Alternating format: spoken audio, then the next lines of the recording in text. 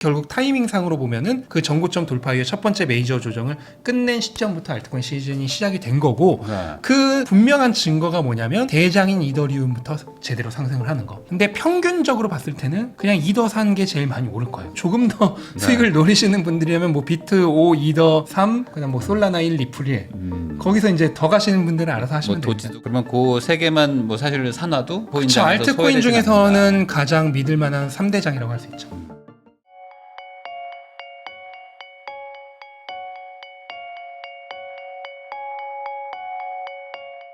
신민철 작가님하고 이야기 나누고 있는데요. 그러면 이번에 그 또 이더리움 막 올라가니까 전고 좀 뚫었다는 얘기가 나오니까 갑자기 막 이슈가 되고 그러면서 사람들이 이더리움 지금이라도 살까 이런 얘기들이 나오거든요. 그게 똑같은 약간 그 포모 현상으로도 보이는 것 같은데. 네, 포모 현상이랄 수 있고 네. 다만 아직 달러 기준으로는 전고점을 뚫지는 못했거든요. 그래서 지금 달러 기준으로 전고점을 뚫는 시점이 조금 위험할 수 있는 시점. 네. 그래서 만약에 8월에 강하고 9월에 약한 반감기 다음의 패턴이 이번에 반복된다면 전고점 뚫고 조금 오를 거예요, 더. 네. 왜냐면 전고점 부분에 매도 물량이 엄청 많이 몰려 있을 거 아니에요.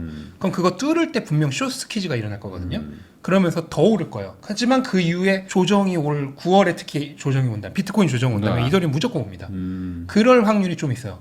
그러니까 전고점 뚫을 때가 오히려 위험하다고 할 수 있죠. 그 정확히 똑같은 패턴이 다른 모든 코인에게 똑같이 나왔는데 XRP 네. 전고점 몇 번 건드렸다가 다 다시 떨어졌고 솔라나 또 전고점 한 2번 뚫었다가 떨어졌고 비트코인도 작년 3월에 69,000달러 전고점 뚫고 73,000까지 갔다가 그 이후로 아시겠지만 7개월 네. 동안 했죠. 이더리움도 마찬가지로 전고점 뚫은 다음에 숏스퀴즈로 한 번 더 올랐을 수는 있지만은 그 이후로 만약에 9월에 비트코인 조정이 온다면 이더리움도 똑같이 조정이 올 수 있죠. 그러니까 전고점 부분은 항상 너무나 강력한 저항이 있기 때문에 네. 조금 그거를 소화시키는데 시간이 걸리는 구간이라고 생각을 해요.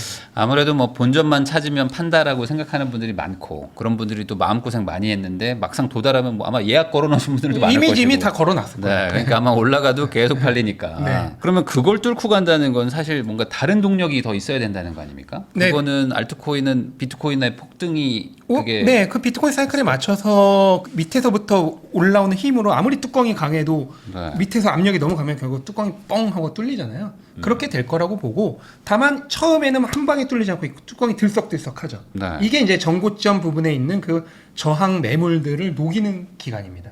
그 기간 동안은 한번 쳤다가 조정, 네. 한번 쳤다가 조정.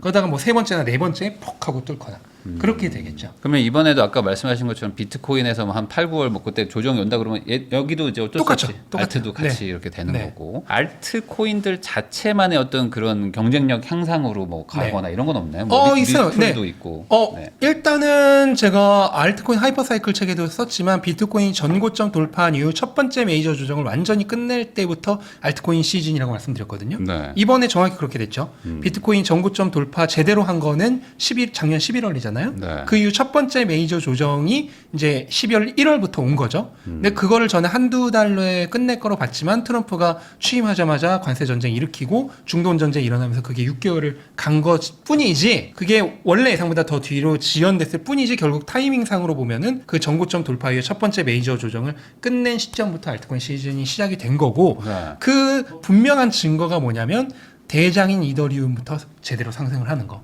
작년 11월에 트럼프 당선 시에 상승할 때는 이더리움 시가총액 비중이 떨어졌어요. 그 얘기는 뭐냐면 이더리움보다 다른 알트들이 더 맞아요. 올랐다는 거예요. 그 얘기는 뭐냐면은 감정적인 상승이에요. 근데 이번에는 이더리움 시가총액 비중이 오르고 있어요. 그 얘기는 뭐냐면 대장인 이더에서부터 돈이 모여서 가는 제대로 된 상승이에요. 이 네. 대장이 가고 뒤에 잔챙이들이 따라가야 그게 진짜 진격이거든요. 대장은 뒤에 남아있고 잔챙이들만 그러니까요. 간다면 그거는 페이크일 가능성이 높아요. 근데 실제로 이번에 이더부터 오르고 있고 그 다음에 최근 한 달 정도 새에 이더리움 현물 ETF로 비트코인 현물 ETF보다 기관들의 자금이 더 많이 들어오고 있습니다. 근데 이더리움의 시가총액은 비트코인의 5분의 1 수준이죠. 네. 시가총액은 5분의 1 수준인데 현물 ETF로 들어오는 돈은 비트코인보다 더 많아. 더 많다. 그 얘기는 몸집 규모를 생각했을 때는 네. 어마어마한 자금이 지금 이더리움을 몰리고 있다는 거죠. 네. 근데 모든 돈은 결국 낙수효과입니다. 이더리움으로 이렇게 돈이 집중되면 이더리움이 다 못 받아낼 거 아니에요. 그 돈들이 흘러 넘치겠죠. 그러면서 다른 알트들로 가겠죠. 그때부터 다른 알트들도 이더리움 다음에 상승을 하겠죠. 근데 거기에 추가적으로 다른 알트들도 지금 예를 들어서 XRP 리플 같은 경우에도 SEC와의 소송 완전 이제 종결 수순으로 가고 있습니다. 네. 그리고 솔라나 뭐 도지 이런 애들도 지금 현물 ETF가 승인될 빠르면 정말 빠르면 올해 말 느려도 내년 1분기에는 승인이 될 확률이 굉장히 높아요. 네. 그러면 이제 기관들의 자금이 이더리움뿐만 아니라 다른 메이저 알트들로도 갈 수 있는 그런 입구가 뚫리게 되는 거예요. 그 방금 전에 기관에서 이더리움으로 돈이 규모로 보면 한 대여섯 배 이상 간다고 했는데 그렇게 간 이유도 있을 거 아닙니까? 단순히 싸선가요? 아니면 뭐 이더리움 자체 경쟁력이 뭐 아니요, 좋아진 이제부터 그 기관들도 알트 시즌을 생각을 하는 거죠. 건가요? 네. 이제는 알트들이 갈 타이밍이다. 네. 그리고 이더 너무 못 가고 있었으니까 완전 적감에서 타이밍이다. 추가적으로 이더리움 그 스테이킹 현물 ETF가 지금 스테이킹이 안 되는데 네. 블랙록이 이거를 신청을 했습니다. 블랙록이 신청을 하면은 그건 되는 거야. 네. 시간의 문제일 뿐이에요. 그럼 현물 ETF의 스테이킹까지 승인이 되면은 훨씬 더 많은 자금이 올 거란 거를 예상한 선점일 수 있죠.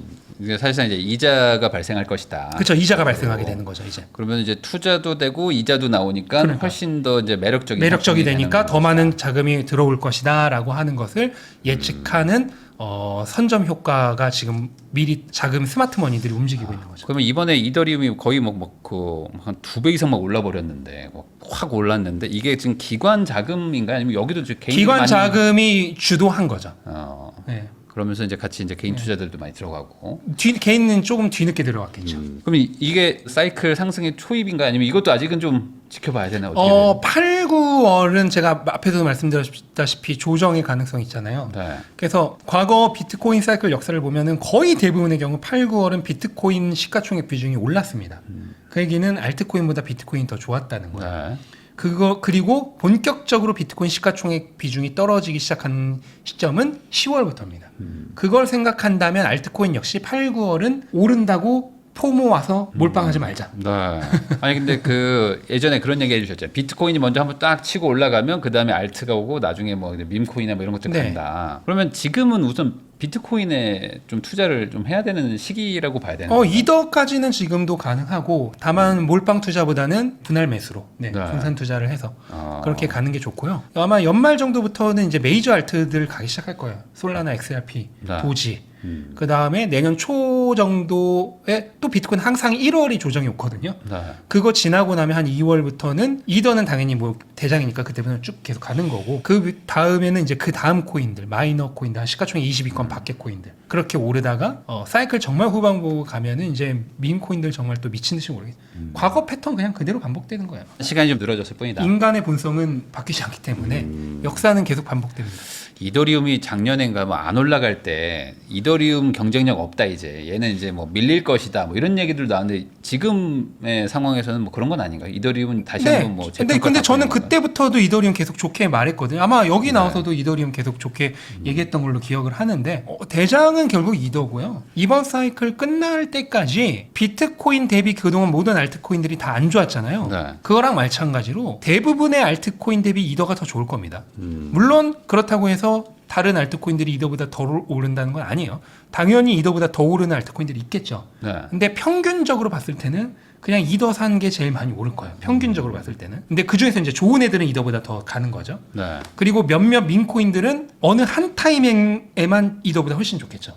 얘네들은 그냥 쫙 올랐다가 한번 쫙 올랐다 떨어지니까. 빠지니까. 네. 그런 것은 차치하고 그냥 평균적으로 봤을 때는 아마 이더가 모든 알트 중에 제일 좋을 거예요. 이더리움도 아까 말씀하셨던 것처럼 이제 비트코인 같이 어떤 이런 상승 사이클이 이제 온다고 하면 이제 막 전고 좀 뚫은 거니까 보통 뭐 어느 정도를 뭐 예상들을 하고 있는 건가요? 이제 일단은 근데 이더가 사실 목표 가격은 예측하기가 너무 어려워요. 왜냐면 비트코인도 사실 이 주식과는 다르게 네. 뭐 현금흐름 하위법이라든지 이렇게 가격을 예측할 수 있는 뭐가 명확한 없죠. 모델은 없거든요. 네. 그렇기 때문에 비트코인 역시도 추측의 영역인데 이더리움은 더 추측의 영역이기 때문에 네. 알기는 어렵지만 정고점을 돌파할 경우에는 저는 한 6,000달러대까지는 1차적으로는 그냥 정고점 돌파한 그냥 그 추세로 갈 거라고 생각합니다. 근데 그 이후부터 이제 어디까지 오를지는 이제는 이더의 몫인 거죠. 한 8,900만 원 정도까지는 어느 정도는 이제 갈 수도 있다. 그냥 정고점 뚫은 그냥 그 추세만으로도. 사실 다른 거에 비하면 이제 정고점 겨우 도달한 네, 거니까. 뭐 XRP도 이미 정고점 네. 도달했고 솔라나도 도달했고 심지어 바이낸스 코인도 도달했거든요. 네. 이더만 못 가고 있어. 달러 기준 아직도 못 갔어요. 네, 네. 그렇기 때문에 이더가 제일 느린 만큼 이제 쫓아갈 텐데 어디까지 갈지는 알 수 없지만 4,500달러가 정고점이죠. 여기 돌파하면 한 6,000달러대까지는 무난히 일단 간 다음에 그 다음에 이제 생각을 하겠죠. 어디까지 갈지. 그럼 과거 패턴 때는 뭐 보통 한 얼마나 올랐나요? 그때도. 일단은 지금 이더 같은 경우에 이제 워낙 큰 시가총액이 큰 알트다 보니까 비트코인과의 관계를 생각을 해야 돼요. 왜냐면은 비트코인이 오른 거에 비례해서 그거에 맞게 오를 가능성이 굉장히 높거든요. 근데 과거 이제 패턴을 보면은 이더 가격을 비트코인으로 나눴을 때 이더 가격을 비트코인으로 나눈 가격 지수를 봤을 때 네. 지난 사이클 같은 경우는 지지난 사이클에 피보나치 되돌림 50% 지점까지 올랐어요. 네. 이번에 똑같이 피보나치 되돌림 50% 지점까지 오른다고 하면은 한 0.05가 조금 넘는 수준이 될 거예요. 그 얘기는 뭐냐면은 비트코인 가격이 예를 들어 20만 달러를 가면은 네. 이더는 그거에 0.05면은 5%? 1만 달러겠죠? 네. 네. 비트코인이 30만 달러까지 가면은 1만 5천 달러겠죠? 그 정도까지는 확률적으로는 가능하다. 그러면은 뭐 지금도 충분히 낮은 수치네요. 그렇죠. 네. 그렇지만 이게 지금 또 단기 급등하면 또 그렇죠. 다시 또 네. 그 조정 왜냐면 받잖아요. 지금도 후반부를 생각하면 여전히 낮은 가격이다라고 말씀을 드려도 네. 내가 사자마자 2, 3% 떨어지면은 이제 벌벌 떠시는 분들이 많으니까 2, 3%가 아니라 뭐 20%씩 빠지더라고요. 코인 쪽은. 충분히 가능해요. 조금만 네. 그냥 네. 가능하기 때문에 팔걸은 너무 욕심내지 말고 네. 천천히 모아가시는 게 좋다. 그러면은 지금 뭐 비트코인, 뭐 알트코인 다 지금 어쨌든 지금 반등을 다 해버렸다고 보고 당장은 좀 조심스럽게 들어가야 되는 건가요? 아니면 뭐 지금이라도 좀 덜 오른 게 뭐 있나요? 아니요, 지금은 웬만한 알트코인들도 올랐고 좀 덜 올랐고. 오르긴 했지만은 9월에 만약 비트코인 조정이 오면은 더 빠질 거예요. 그렇기 때문에 그걸 생각한다면은 네, 좀 오를 땐 적게 사고 내릴 때 조정을 차라리 노리는 그게 여전히 좋습니다. 그 제가 누군가한테 들었는데 알트코인들 중에서도 지금 말씀하신 이더리움, 뭐 리플 이런 건 올랐지만 뭐 안 오른 것들 시총 큰데 아직 안 오른 것들도 좀 있더라고요. 뭐 정고점이랄까 뭐 회복 못한 것들. 네, 뭐 네. 에이다라든지 네. 코인들이 있는데 그런 것도 우리 차례 아니냐 뭐 이렇게 얘기하시는 분도 있던데. 그렇게 되겠죠. 되겠지만 저는 결과적으로 이더리움이 그냥 평균적으로 봤을 때는 알트 중에서 제일 좋을 것이고 네. 이더리움보다 이제 더 좋을 코인들을 찾아내야 되는 건데 그게 쉽지는 않을 것이기 때문에 그래서 제가 늘 말씀드리지만 이 알트 중에 예를 들어 알트 포트폴리오만 100으로 놓고 보면 네. 비트는 제외하고 비트는 네. 당연히 절반 이상 가지고 계셔야 되는 거고요. 내가 전체 포트폴리오에서 30%를 알트로 채웠다 하면 그 중에 가장 많은 비중은 이더리움이어야 할 것이고 나머지는 이제 섹터별로 나눠서 제가 그 알트코인 하이퍼사이클을 네, 네. 적지 않았습니까? 섹터별로 나눠서 그냥 최소한 10개 정도의 코인으로 분산 투자를 해라. 왜냐면 어느 놈이 이더보다 더 갈지를 예측하기 어렵기 때문에. 다만 확률적으로는 미국에 있는 미국계 코인 중 그동안 규제 압박에 눌려 있었던 애들이 확률적으로는 제일 높아요. 미국. 가장 대표적인 게 XRP랑 솔라나. 네. 예, 얘네들이 확률적으로는 이더보다 더 좋을 가장 유망주가 아닐까. 그러면은 이제 여기서 이제 뭐 일반적인 부동산 투자자 입장에서는 그냥 안전하게 가는 게 좀 선호되거든요. 네. 이더리움 그냥 사면 되는 거 아닌가? 뭐 이렇게 생각이 드는데 네. 여기서 더 먹으려다가 잃을 수도 있지만 그쵸. 코인 하시는 분들은 그래도 네. 거기서 더 간다 이거죠. 네. 그러니까 결국 자신의 성향에 걸려 있는 것 같아요.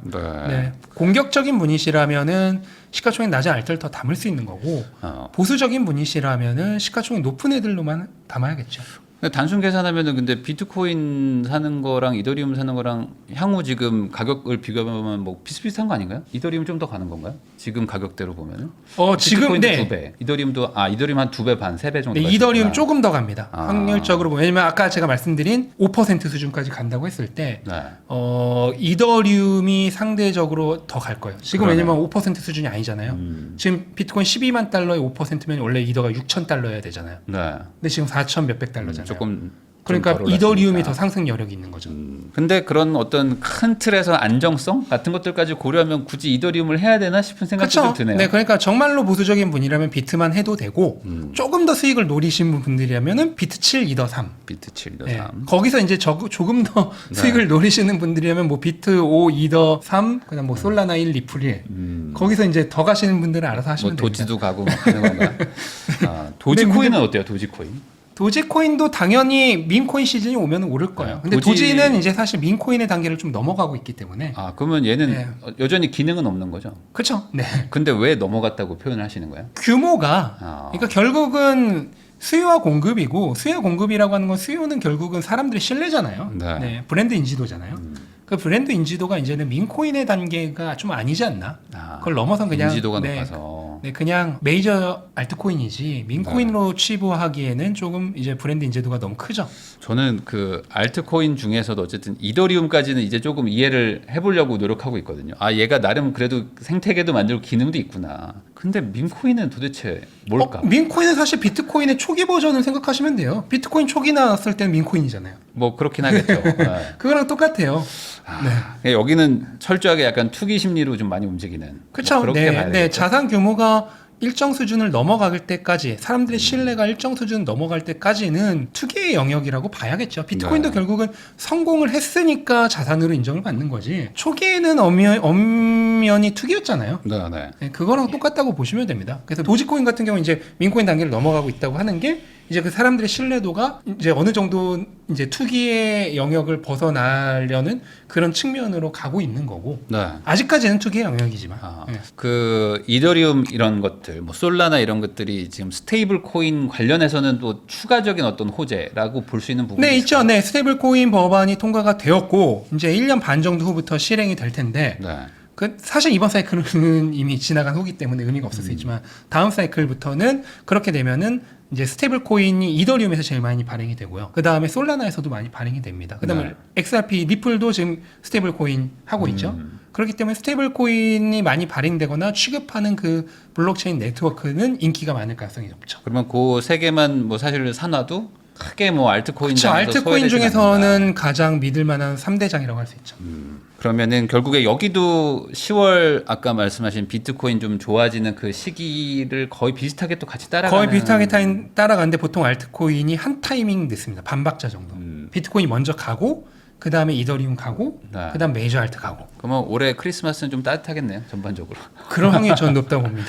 아, 여기서 혹시 변수 있나요? 여기서 지금 이 예측에 어떤 변수가 있다면 뭐가? 팔걸이 다 올라버리면은 연말이 어떻게 될지 몰라요. 팔걸이 다 오르면은 10월, 11월 좀 흐지부지 되고. 거기가 오히려 조정이 올 수도 있어요. 혹시 이 코인 관련해서 좀 트럼프가 뭐 말실수를 한다거나 뭐 어떤 그런 트럼프는 계속해서 좋은 것만 하기 때문에 사실 코인 관련해서 문제가 될 리는 없고 오히려 갑자기 뭐 중국과 파탄을 낸다든지 그건 코인 외적인 거죠. 네. 그쪽으로 문제가 발생할 확률은 있겠죠. 아니면 금리 인하 지금 3회 낮춘다는 거가 어느 정도 지금 시장에 반영이 돼 있는 거죠, 지금. 최근에 이제 반영이 되고 있어요. 그러면서 지금 가격이 오르고 그러면 있는 금리 인하가 좀 늘어질 수도 있겠네. 그러면 좀 그것도 그러면은 악재겠네요. 또 네, 문제가 될 수 있죠. 또는 고용이 갑자기 예상을 훨씬 뛰어넘는 속도로 나빠진다던가. 네. 그러면 이제 경기 침체 얘기가 또 갑자기 나오겠죠. 그러니까 알겠습니다. 항상 리스크는 존재해요. 네. 근데 리스크를 생각을 안 하면 투자는 못 하는 거죠. 그렇죠. 네. 그리고 이제 워낙 변동성이 크기 때문에 결국에는 좀 믿음으로 갈 수밖에 없는. 그렇죠. 그러니까 그 변동성이 너무 두려우신 분들은 상대적으로 변동성이 가장 낮은 비트코인만 투자를 하시는 게 맞아요. 네. 아니면 정말로 짧게 보고 가시던가. 근데 이런 얘기들은 아마 기억에서 삭제되고. 그렇죠. 이제 네. 오른다 했던 것만 기억에 남아서 네. 이제 안 좋아지면은 알트코인만 사고 네. 그렇게 하시니까 그래서 그게 문제인데 사실 비트코인만 사도 충분히 돈을 버는 것 같은데 이제 아무래도 소액으로 하시고 뭐 젊으신 분들은 한방 인생 바꿔봐야 되니까. 제가 이번 사이클 처음 이제 비트코인 얘기를 한 게 비트코인이 2,600, 700만 원일 때 이 네. 비트코인 슈퍼 사이클 얘기를 했거든요. 이제 제가 운영하는 멤버십에서. 네, 맞아요. 그때부터 생각을 하면은 지금 2,600 대비 1억 6천, 7천이잖아요, 지금. 네. 거의 6, 7배죠. 네. 그러니까 올랐어요. 이미 2년 만에. 근데 비트코인은 전 재산을 넣을 수 있는 자산이잖아요. 뭐 10조 원 이상을 넘는 사람도 있는데 네. 전 재산을 넣을 수 있는 자산이 2년 만에 6, 7배라는 건 사실 엄청난 상승이거든요. 왜냐면 리스크가 큰 자산이 2년 만에 6, 7배는 그거는 있을 수 있죠. 근데 그런 애들은 많이 못 벌어요, 돈. 왜냐면은 많이 못 넣을 테고 네. 많이 넣더라도 불안해서 중간에 뺄 테고 그러니까 많이 못 버는데 비트코인은 전 재산 그냥 넣고 그냥 가져가도 되는 자산인데 2년 만에 6, 7배니까 사실 엄청나게 오른 거거든요. 근데 돈 번 분들이 별로 없어요. 네. 왜냐면은 알트코인 넣고 그다음 좀 내리면 팔고 네. 오를 때 갑자기 포 모아서 사고 그러니까 지금 이더리움도 뭐 300만 원, 200만 원 할 때 안 사시다가 그러다가 지금 갑자기 500 오르니까 넘어가니까 사고 지금 그러다가 또 사신다고. 조정 오면 또 손절하고 그러니까 결국에 그러면 이제 이거에 대한 신뢰나 믿음으로 결국 가야 된다고 했지만 그 믿음보다는 그냥 차트만 보고 계시는 그쵸. 분들이 대부분이다. 네. 그래서 투자에 성공을 하려면요, 일단은 자산에 대한 공부량이 되어야 되고요. 네. 그래서 자산에 대한 이해가 일단은 필연적으로 무조건 있어야 돼요. 그래서 자산에 대한 믿음이 일단 있는 상태에서 그 다음에 뭐로 봐야 되냐면 그 자산이 추세를 타는 시기를 잡는 능력이죠. 네. 그게 이제 사이클을 이해하는 능력이죠.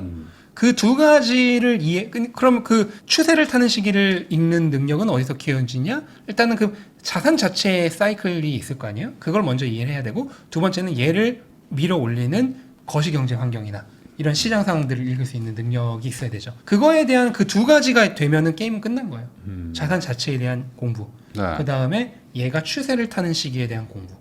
그게 두 개가 다 하면 게임이 끝난 거죠. 그렇죠. 그러고 나서 뭐 이렇게 시기의 어떤 네. 변수 정도는 그거는 뭐 있겠지만, 부동산도 마찬가지 네, 아닌가요? 그런 건 있겠지만 똑같잖아요. 뭐 올라갈 거다 내려갈 네. 거다 정도의 전망만 네, 맞아도 그렇죠. 정확한 타이밍은 바닥은 못 잡아요. 네. 정확한 꼭대기도 못 잡아요. 하지만 큰 흐름을 읽을 수 있다면 바닥 부근에서 들어가는 거고, 그 다음에 정확한 꼭대기는 못 잡지만 어깨부터 머리까지 어딘가에서는 빠져나오는 거고. 그리고 이제 어떤 분들은 이제 항상 뭐 머리 꼭대기에 팔려고 하시지만 어깨에서 머리 찍고 다시 어깨로 내려올 때 팔아도 되거든요. 그쵸, 그럴 그쵸. 수 네, 있는 거니까 그 흐름과 어떤 전망에 대한 방향성 이런 것들이 훨씬 중요한데 그쵸. 대부분 다 이제 단기적인 것만 다음 보죠. 주에 오르냐, 네. 내일 오르냐 이런 걸로 이제 판단하시니까 이제 그렇게 하는 거는 쉽지 않다 이런 얘기 해주신 것 같습니다.